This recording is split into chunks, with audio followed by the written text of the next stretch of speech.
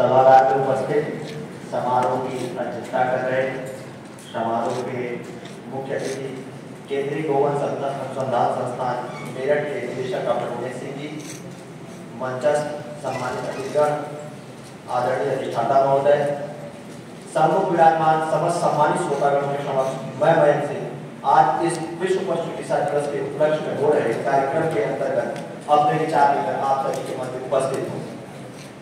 आज इस सभागार में हम विश्व पशु चिकित्सा दिवस मनाने एकत्रित हैं, परंतु भारत तथा पूरी दुनिया के परिप्रेक्ष्य में इसके ऐतिहासिक संदर्भ की बात करें तो प्राचीन ग्रंथों से ये पता चलता है कि पशुपालन वैदिक आर्यों से जीवन और जीविका से पूरी तरह से मिला जुला करता है। धार्मिक मतों के अनुसार विभिन्न धर्मों और संप्रदायों में उनके देवी देवताओं के वाहन पशु पक्षी ही हुआ करते हैं, जिससे संपूर्ण वैश्विक समाज तथा समुदाय का पशुओं और पक्षियों के प्रति स्नेह और ऐतिहासिक महत्व स्पष्ट नजर आता है। यदि भारत के संदर्भ में बात करें तो महाभारत काल में नकुल ने अश्व चिकित्सा और सहदेव ने गोशास्त्र नामक पुस्तक लिखी। इसके बाद मौर्य काल में सम्राट अशोक द्वारा स्थापित पशु चिकित्सालय के स्पष्ट प्रमाण मिलते हैं। कौटिल्य ने अपनी पुस्तक अर्थशास्त्र में इस बात का उल्लेख किया है कि युद्ध के दौरान हाथियों और घोड़ों के उपचार के लिए एक विकसित पशु चिकित्सालय की स्थापना की। यदि हम बात करें तो बहुत प्राचीन काल में विदेशों में भी पशु चिकित्सा का महत्व समझ लिया गया था। यूनान में लगभग 5 ईसा पूर्व हिप्पोक्रेट्स, ज़ेनोफोन और अरब जैसे दार्शनिकों ने पशु चिकित्सा पर व्यापक किया। लगभग 2000 वर्ष पूर्व गैलन नामक चिकित्सक ने पशुओं के शरीर क्रिया विज्ञान अर्थात फिजियोलॉजी के संदर्भ में व्यापक अध्ययन किया। 18वीं और 19वीं शताब्दी में पूरे यूरोप में संक्रामक रोगों के कारण पशुओं की भारी क्षति, जिससे यूरोपीय देशों में पशु चिकित्सा महाविद्यालय की स्थापना हुई और वर्ष 1762 ईस्वी फ्रांस के लियोन शहर में पहले पशु चिकित्सा महाविद्यालय की स्थापना हुई। भारत में इसकी पहल सबसे पहले पूना में वर्ष 1827 में एक सैन्य पशु चिकित्सालय के रूप में हुई।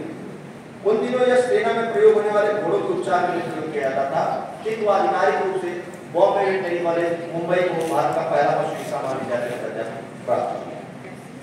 वर्ष 1885 में संक्रामक रोगों के अध्ययन के लिए पुणे में एक प्रयोगशाला का आरंभ किया गया, किंतु पुणे की घनी बसावट और सघन आबादी के कारण उसे कुछ ही वर्षों में हिमालय के कुमाऊं क्षेत्र में एक बेहद ऊंचाई पर स्थित छोटे से गांव मुक्तेश्वर में स्थानांतरित कर दिया।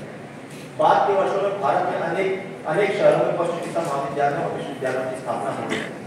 यदि पशु चिकित्सा के महत्व के विषय में चर्चा करें तो यह बात बिल्कुल स्पष्ट है कि आज से 100-200 वर्ष पूर्व मानव चिकित्सा की बात पशु चिकित्सा में तकनीक, विज्ञान, संसाधन एवं अनुसंधान की बेहद भारी कमी, किंतु पशुओं में अधिक प्रतिरोधक क्षमता, हाई इम्यूनिटी पावर, कम चलनशीलता, लो मोबिलिटी एवं तथा वातावरण में बेहद निम्न स्तर के प्रदूषण, लो पोल्यूशन के कारण पशुओं के बीमार होने की दर बेहद कम, किंतु मनुष्यों के अत्यधिक आवागमन, पर्यावरण में अत्यधिक प्रदूषण इत्यादि के कारण पशुओं में संक्रामक रोगों तथा वातावरण में जूनोटिक डिजीज का असर जब बढ़ने लगा, इसके साथ ही पशु चिकित्सा के विकास का क्रम बढ़ चला। चूंकि प्रारंभ में पशुपालन से जीविकोपार्जन के कई साधनों में एक था, जिसे पशुपालन की आर्थिक स्थिति तथा ग्रामीण समाज की अर्थव्यवस्था की एक कड़ी जुड़ी हुई। अतः पशुओं के बीमार होने पर ग्रामीण अर्थव्यवस्था की एक पूरी बेपटरी हो जाती है। तो उस आर्थिक नुकसान से उबारने के लिए धीरे धीरे उस क्रम में पशु चिकित्सा विज्ञान का विकास होता चला गया। यदि आज की समारोह की बात करें तो विश्व पशु चिकित्सा दिवस की पृष्ठभूमि भी बहुत पुरानी है। वर्ष 1863 में जर्मनी के एक प्रख्यात चिकित्सक जॉन गैम्सी द्वारा पशु चिकित्सा सम्मेलन का आयोजन किया गया तथा वर्ष 1959 में इंटरनेशनल वेटरनरी कांग्रेस के 16वें सत्र में एक प्रस्ताव पारित करके स्पेन के मैड्रिड शहर में पशु चिकित्सा संघ की स्थापना की गई। इसी क्रम में वर्ष 2001 में विश्व पशु चिकित्सा दिवस के रूप में मनाने का प्रस्ताव पारित किया गया। तब से लेकर आज तक यह प्रक्रिया अनवरत जारी है।